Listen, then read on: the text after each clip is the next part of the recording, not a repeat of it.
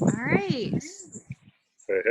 Hey, we are here. I am Julia Johnson, Director of Communications at Christian Academy in Knoxville, and I'm here with one of our favorite families, the Warmacks. They transferred into CAK. So, guys, I'm going to let you guys introduce yourself real quick for us. Okay. I'm Erica. I'm Andy. Awesome. And how long have you guys been at CAK? So we just finished our first 9 weeks because we were out the last 9 weeks of school. 75%. Yeah. No, we just finished our first year, and we have now a 6th grader going into middle school and a 5th grader. So Jackson is the 6th grader and Libby is our 5th grader. That's so weird to say. I was going to say, how's it feel having a middle schooler? I remember that for mine when they hit that middle school mark. It just felt. Oh, yeah. It's awesome. Yeah, it is. It's just strange to say, you know. It is. Being so tight. Now he looks me in the eye and all that stuff. Oh, that is so true. Yeah, I remember all of that.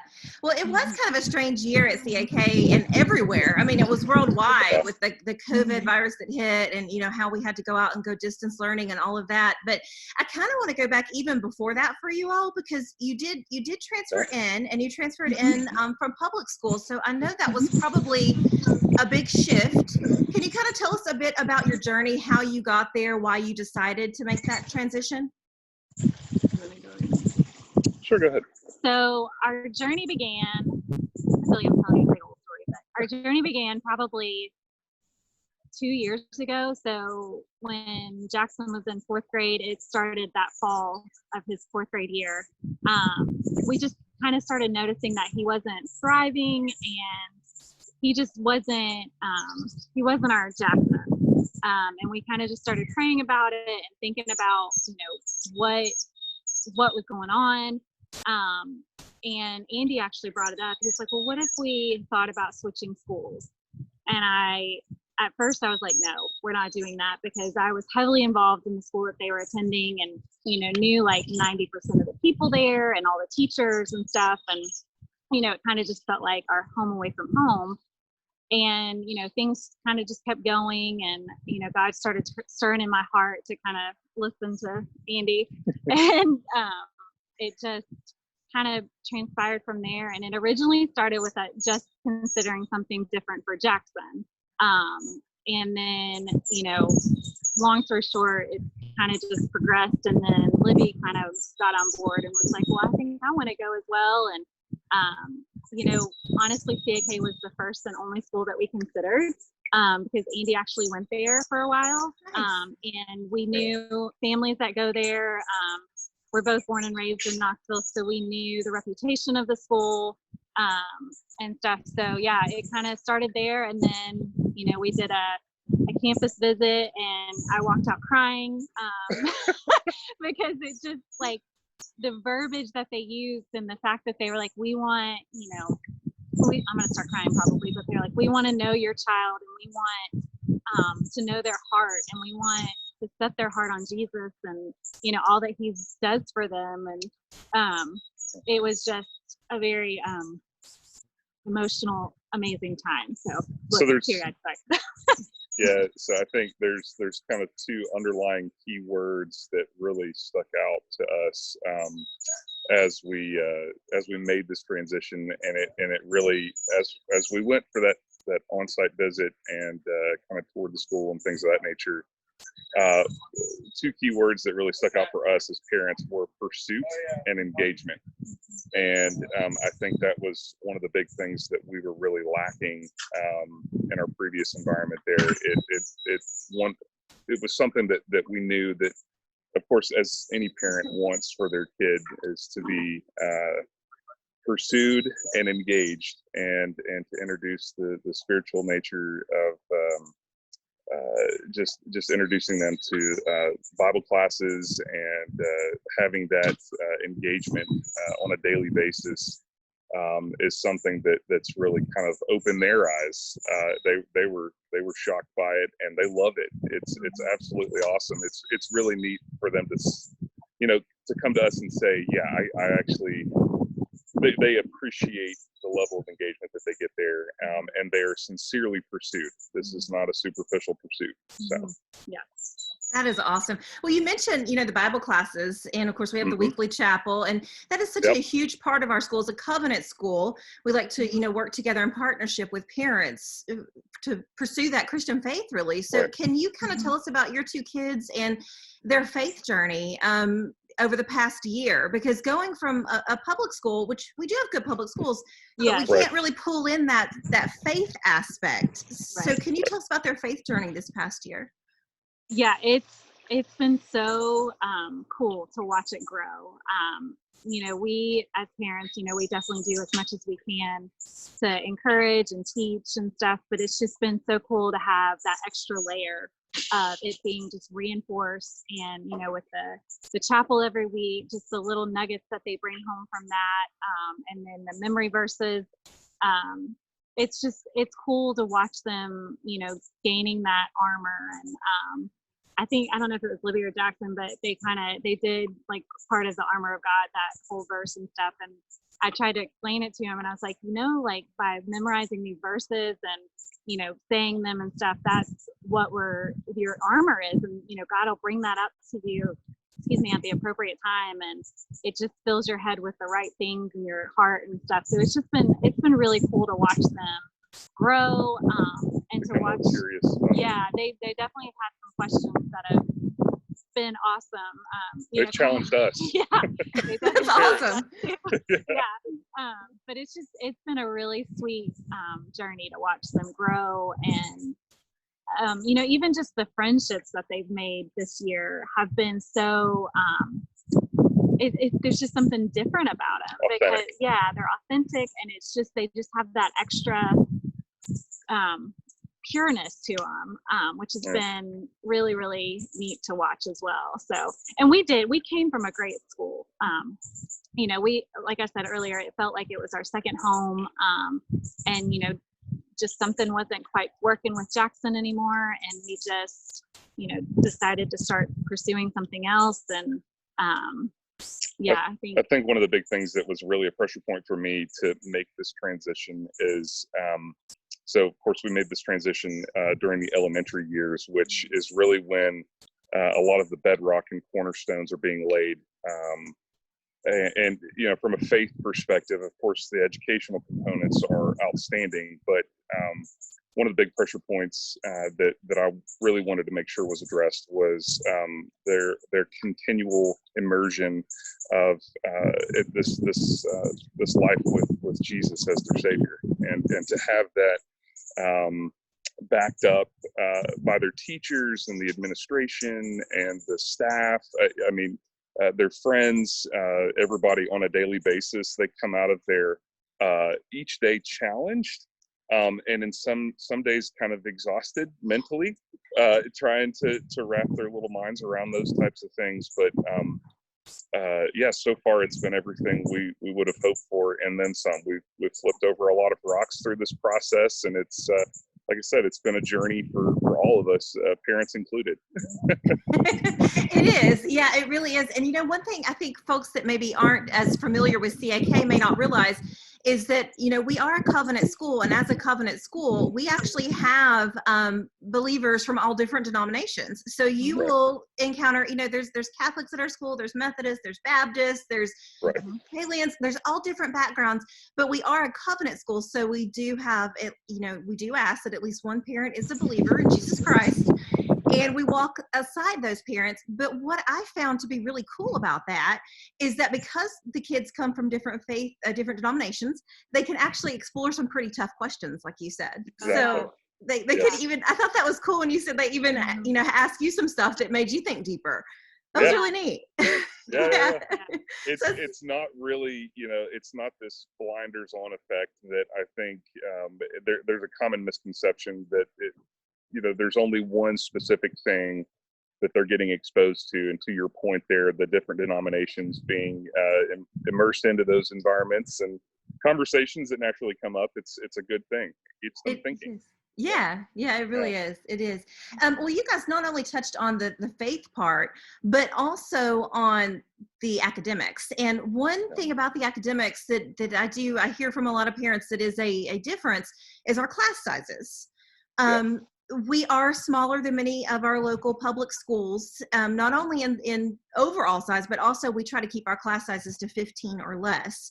So can you tell us about your experience with that? Has that been something that you've noticed? That your kids have noticed? Yes, and it's awesome. I mean, it's one of the first things that really sticks out in such a good way. The kids I remember they walked into their classrooms after we found out who their teachers was. We got to go see what the classroom looked and felt like, and I think it was just it's been, sorry, go ahead. No, it's been amazing. It's been really, really good because, sometimes kids just in general, if they don't understand something or don't fully grasp something, they know how to just kind of fade into the background. And both of our kids have been so challenged in an amazing way that they haven't, been able just to kind of fade and just pretend like they understand something, or, just wait and just kind of scoot by. They've been challenged, spiritually, mentally, everything. And I'm thankful for the smaller class size because of that, because they don't go unnoticed. It's been great. I mean, that's one of my apps. That was one of the top things too when we were looking at switching, was the comparison of the class sizes. The kids were like, wait, there's only like, I think it's half of what they were used to. Yeah, and they're like, how's that gonna happen? And now they're like, I can't believe we had that many kids in our class before. And like, yeah, basically you had 2 of your classes.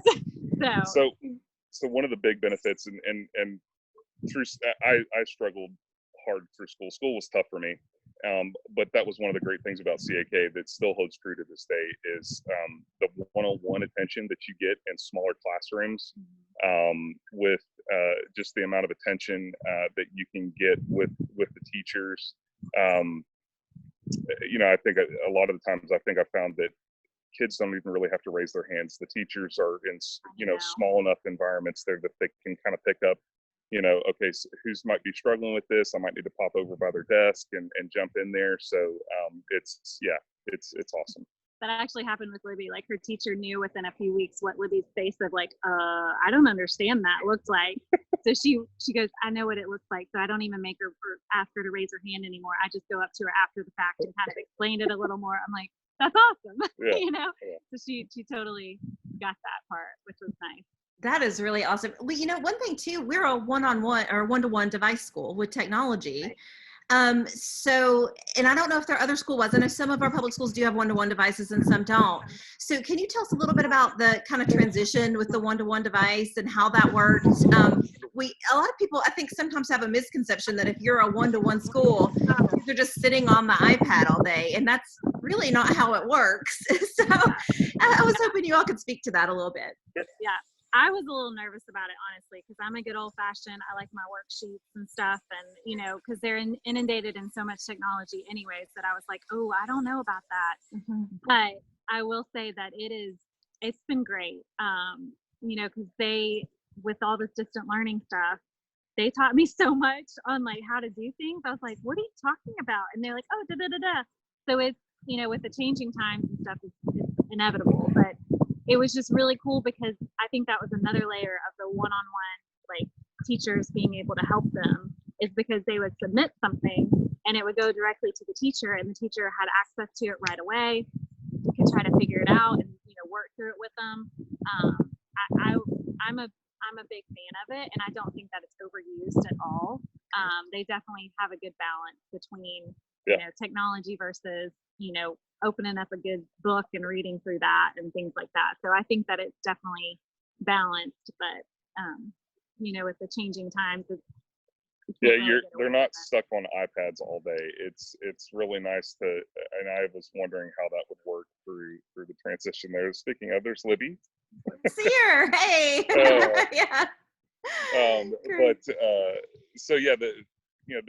There's a good balance. It's the balance that you would be hopeful for. So they're not just melting their eyes out over an iPad all day. They've got workbooks and they're jumping in their Bibles and things of that nature. I mean, heck, take the science classes. We were doing science experiments in our kitchen, and it's a very interactive experience all the way through. I mean, I was having a blast with it. I think we made, let's see, what did we do? We did a solar cooker, and we cooked the marshmallow outside, and that was awesome. And then we did, I think it was about the laws of motion and the transfer of energy from one object to the next. So we had balloons and ramps and ping pong balls and all kinds of stuff going on, and it's worked out really nice. So. And was that during all this COVID stuff going on, or that was that during all the COVID stuff? Yeah. Exactly. Yes. But even when they were in the classrooms, that was also very interactive environments there where the teachers are setting up all kinds of fun things, and heck, I think the teachers are even dressing up for certain days. Oh, yes. They do. Yeah. Yeah.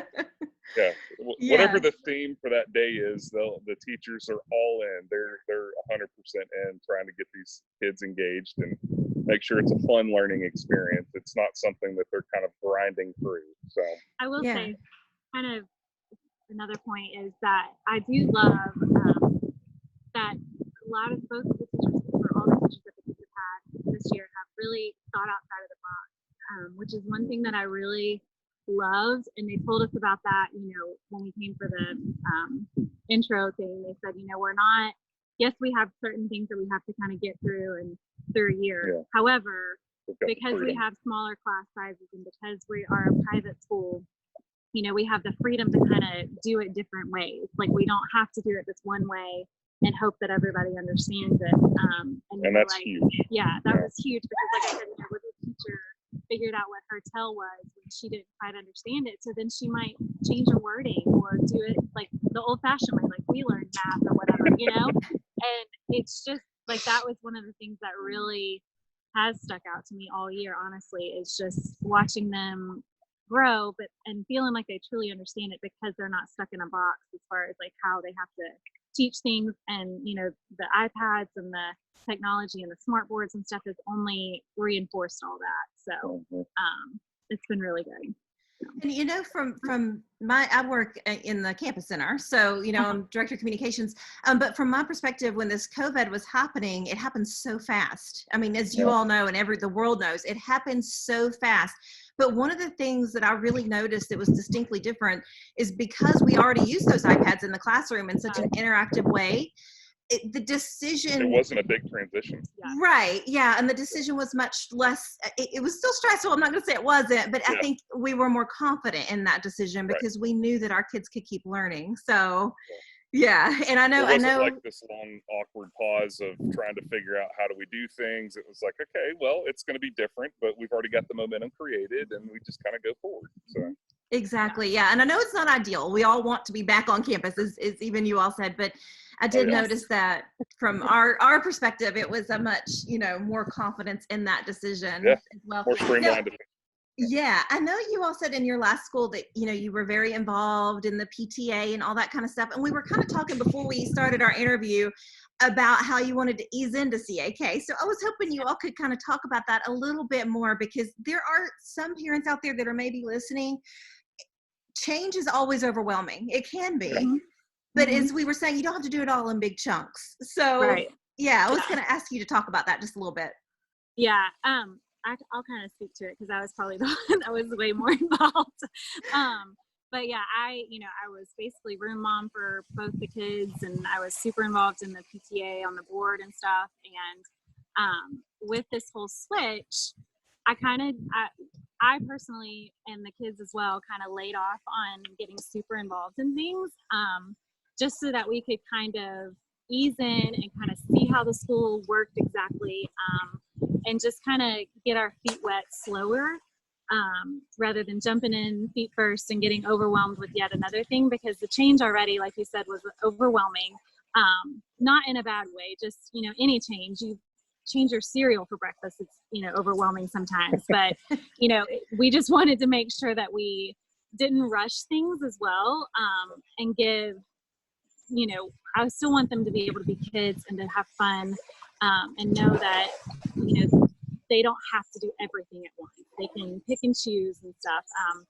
And like I said, we kind of wanted to see how things worked. And this way, they kind of got a whole year of seeing what their friends do, what their friends don't do, kind of seeing when certain sports happen. And because I don't know if you want to talk about it, but that's another thing about CAK is that the sports are totally different. If you can actually be involved in a few more things than just like baseball or basketball or football, which was actually another huge thing for us. Both of our kids really love swimming. And we do year-round swimming right now, but like Jackson is super excited about doing the middle school swim team next year. And it's because he's kind of seen, through this year how it works and what exactly that involves and the extra time that it involves and stuff. Because, they don't understand that sometimes. The parents understand that part. But, it was a great way to ease into the year and to kind of get the lay of the land. Yeah, get the lay of the land and figure things out. So, it was a good change, but a hard change. Yeah, and that is so true about our size. You can be involved in more than one activity, which is great, and it's even encouraged. So as your kids, get older, you'll see we do have athletes who are also in musical theater, or and it's just something you don't see at all the large schools. So I do kind of really enjoy that. Yeah, I think it's one of the exceptional opportunities that our kids are going to be afforded going here is being able to branch out and having a little bit more of a diverse exposure to, like you said, doing a sport, maybe doing theater. I totally think Libby's going to be in theater. Awesome. We have an awesome theater department. We do. She's all about setting up plays and shows and stuff like that. But anyways, no, I mean, I think that again, when you're in a larger setting, it's hard to really kind of branch out a little bit there. And I think, like you said, at CAK, it's not only a big opportunity for them, but it's really strongly encouraged. And but yeah, this first year, it's kind of us just figuring out what the lay of the land is, where do we need to kind of press in a little bit more, where do we need to start asking a few more questions and get a little bit more engagement, to whatever activity it is. But there's all kinds of different things that we probably plan on taking a look at this upcoming year. So yeah. And I'm really curious about this question because it really impressed me when I first started working at CAK. What did you and they think about lunch? Oh. Let's just say I've been by for lunch multiple times. Yes. Oh, I love it. I do too. I don't have to pack another lunchbox, which is amazing. Actually, it's been great. Libby is our adventurous eater. Like I wasn't worried about. She can always find something. But our son Jackson, he's our peanut butter and jelly kid. Peanut butter and jelly, yogurt, and he had the same thing pretty much every day. So that's been every day I ask him, "What'd you have for lunch today? What'd you have for lunch today?" So it's been a great challenge. And he throws a curveball, and it's like, "Oh, I had a baked potato." We're like, "What?" Yeah. They had baked potatoes? That is great. It's been a great challenge for him, but it has been, with all the change, that's been one thing that I'm like, oh, I don't have to worry about that anymore, and it's just been really, I love it. It's definitely a step above, it's what you would be hopeful for as a parent. It's really good, nutritious food that your kids will actually eat. And if you can identify that line and deliver it on a daily basis like you guys do, it's a home run every time. So, and it's not just like funneled into one specific item each day. Like you diversify the menu, you mix it up, the kids get pumped about it. It's perfect. Yeah. So. Yeah, it is so good. And it's included in tuition, which a lot of parents may not realize because that's not the case at all schools. Yeah. Yeah. Exactly. Yeah. So nice. Yeah, no lunch money and no packing lunch boxes. They just go off to school and we know they're going to be well taken care of and fed. That is awesome. Well, I'm going to wrap up here because I know you guys, you stay with me for about 30 minutes and I really appreciate that. But as we're wrapping up, I just have one more question. If there's a family out there that's watching this video, this interview, and they are just on the verge, maybe a little nervous about taking the jump to find out what CAK is all about, what would you encourage them, to do? So here's the thing. You need to set up some time with admissions to go check it out. Even if you're 60-40 on the fence or whatever the case is, go check it out. I got Erica on board pretty easy. I think it took a little coaxing. It took some prayer for both of us here, but go check it out. Even if you're just starting to think about it, go check out the school. The admission folks are awesome. The staff there is more than happy to open up the building and let you walk through. And by the way, the playgrounds are amazing. The sports facilities are awesome. That. Yeah, that's true. Like the whole grounds are just incredible. So I think that's one of the things that's when I think about what's evident when you walk on campus is just how awesome they have everything set up there. So, but yeah, go check it out. It's not going to hurt. They're going to love to have you. They've got smiles on all the time, and they're more than happy to have you in the building to check it out. So we made the switch, and we're thrilled that we did. So yeah, I'll just kind of piggyback on that. I think that definitely check it out, and don't be afraid to ask questions. Don't be afraid to ask the hard questions. I mean, don't be afraid to ask about, their discipline procedures. I mean, it's just, the more you know, the better suited you are to make that decision. I will say no school is absolutely perfect. We live in a broken world, but that said, it has provided us and not just our kids, but our family with so much joy and peace of mind and, just blessings that I didn't understand could actually come from a school. Like our kids are just happy to go there, and it is definitely a community. And I will say that, it's a little intimidating sometimes because, lots of the people go there from kindergarten or pre-K on, and transferring in, they kind of already have a little bit of a network, but they're so open. They're open to, like it's not an issue at all. As an outsider coming in, it seems like it is, just because, in other places sometimes that happens. But because it's such a small school and because it's so such a community and so relational, that stigma kind of goes away after a while. And like I said, don't be afraid to ask the questions. I mean, we had some family friends that were already at CAK, and I swear I made her ears bleed asking so many questions. And I still do. I'm like, now what is this again? And, stuff. So, that's how you learn. And it's been a huge blessing, like I said, for our family. And if anybody has questions for us, may not know the answer, but we'll definitely walk through. We'd love to talk to you about it. Yeah. It's awesome. A leap of faith, and it's one of the best decisions we will have ever made for our family. So, yeah. Thank you guys so much. Yeah. Thank you guys for taking time out of your day to spend with us and talk to us about your experience. We just really appreciate it. Yeah, absolutely. Anytime. Thrilled to do it. Awesome. Well, we're going to wrap up here, and cool. I just really thank you guys. So everybody that joined us today, we'll say bye, and we'll put some links in the comments for you guys to reach out to our admissions department. Yes. Thanks, awesome. Guys. Awesome. Thank you. Thank you so much. Have a good day. Bye-bye.